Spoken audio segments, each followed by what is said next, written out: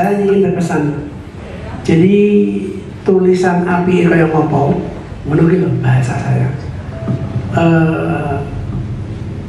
Kemudian bahasa santune kaya ngopo gitu. Tapi kalau materinya tidak menaik, istilahnya materi jadul, tidak sesuai dengan zamannya, ya sia-sia. Atau mungkin materi ini menarik, nek sing menyampaikan gak paling gena, biar menarik gitu. Sehingga ini harus dua-duanya. Sehingga kalau boleh saya katakan ada prinsip berdakwah, kemudian ada lagi adab berdakwah. Prinsip berdakwah ini diantaranya ada 4 hal yang mungkin perlu dijadikan renungan. Yang pertama, berdakwah itu berupaya untuk amar ma'ruf nahi munkar. Kata kuncinya itu. Yang kedua, dengan ucapan yang bagus. Dua, pembicaraan. Ucapan dan pembicaraan juga dalam konteks memberikan keterangan. Itu yang fasohah, yang jelas, sehingga tidak ada lagi sebenarnya yang tersembunyi ini, tapi yang disampaikan beda. Itu tidak baik. Makin lama orang akan membaca. Ya siap-siap. Ini Pak Naib mau ngecap J. Yang ketiga, menyebabkan turunnya hidayah. Jadi kalau berdakwah itu sangat berharap turunnya hidayah Allah, bukan turunnya murka Allah. Sehingga kalau Allah itu menurunkan hidayah, pasti dakwahnya baik. Tapi kebalikan, pasti yakin Allah akan menurunkan murkanya pada saat yaitu tadi tidak ada integritas dalam tanda petik antara ucapan dan hati.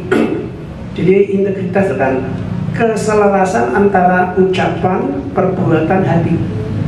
Nah sekarang mungkin ada pendakwah yang tidak ada keselarasan, sehingga yang terjadi bukan apa tadi saya katakan hidayah Allah, tetapi yang terjadi adalah murka Allah.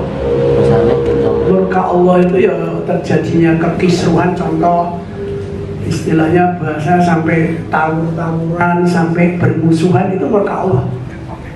Ini fakta. Untuk itu tolong Pak Jalop, maaf kami juga kepada seluruh penyuluh, baik fungsional maupun non fungsional, untuk berpegang pada itu.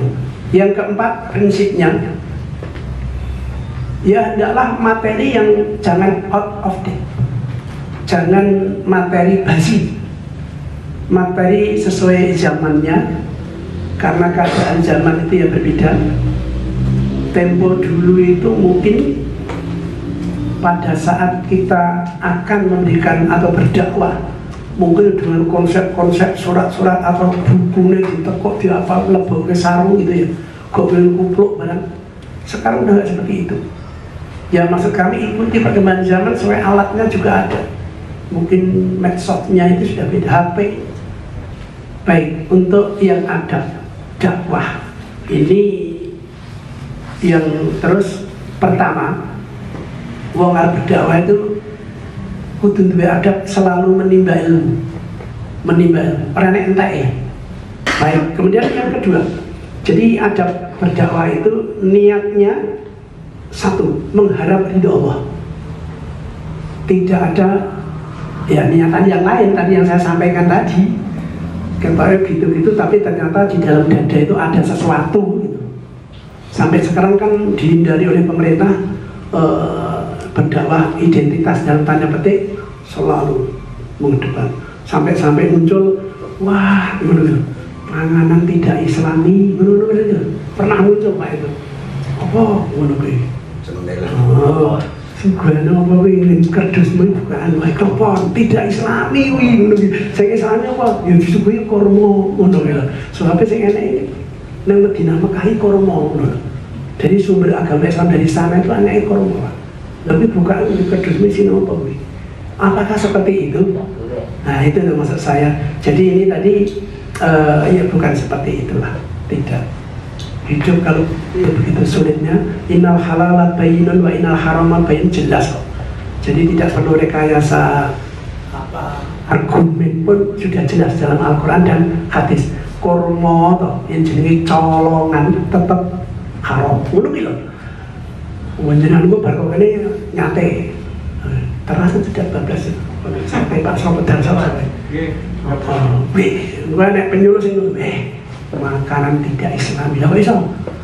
Ya makanan Islami unta. Ngono lho. Ngono ki ya payah. Enggak boleh.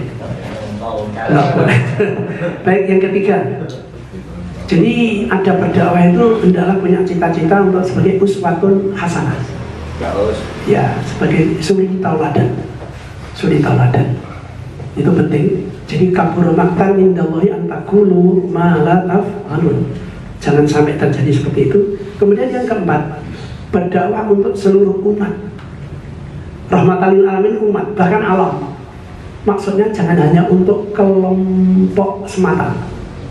Karena kalau untuk kelompok semata ya nanti berdakwah harus pada kelompoknya saja. Sehingga seperti ikhtilafiyah yang muncul kadang. Kalau di dalam satu kelompok no problem, aku pegangnya pakai ini, kaidah aku ini gitu. Sementara kaidah yang lain pakai itu ya silahkan gitu maksud saya. Ya ketika kita di majelis tarjihnya atau di basul masailnya pendapatnya ini boleh silahkan pegang. Tapi ketika di media publik sing campur-campur, ya jangan.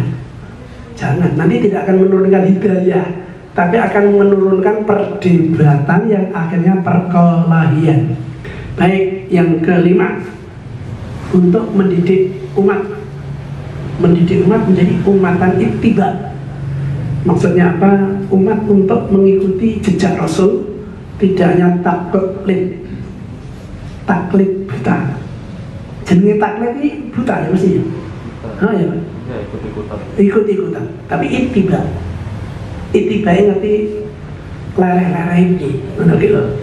Ya udah ketemu sidik, tapi kalau semuanya kan ya sulit untuk mengetahui. Kemudian 6,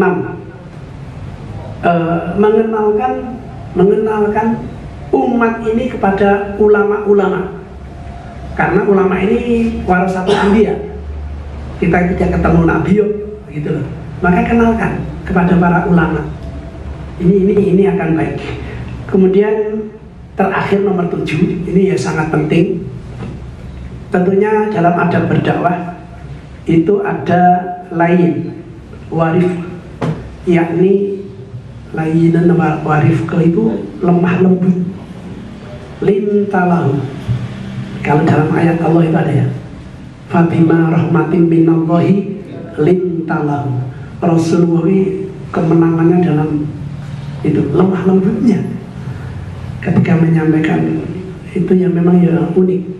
Sebenarnya orang-orang Quraisy waktu itu tidak suka dengan Nabi, tidak suka dengan agamanya Nabi gitu. Tapi bukan tidak suka kepada Nabi, bukan, agamanya, karena sudah memiliki agama nenek moyang. Tapi pada nabinya itu orangnya kok lemah lembut, kok jujur. Itu al-amin itu ya, dapat dipercaya. Sampai orang Quraisy ketika itu diceritakan kalau mau pergi untuk lawan, kuncinya dititipkan Nabi Muhammad, tetangganya katanya. Itu ada dalam kitab dijelaskan seperti itu. Itu sehingga dia itu orang-orang Quraisy waktu itu, padahal Nabi mengamalkan agama, kan begitu ceritanya. Baik, Bapak Ibu yang saya hormati, peserta apa ini jenis workshop apa? Pelatihan itu tadi sekedar sebagai bahan tambahan. Mudah-mudahan nanti apa yang disampaikan oleh narasumber pada saat materi nanti bisa disinkronkan dengan apa yang tadi saya sampaikan secara teori. Ya seperti itu, mudah-mudahan bisa dilaksanakan.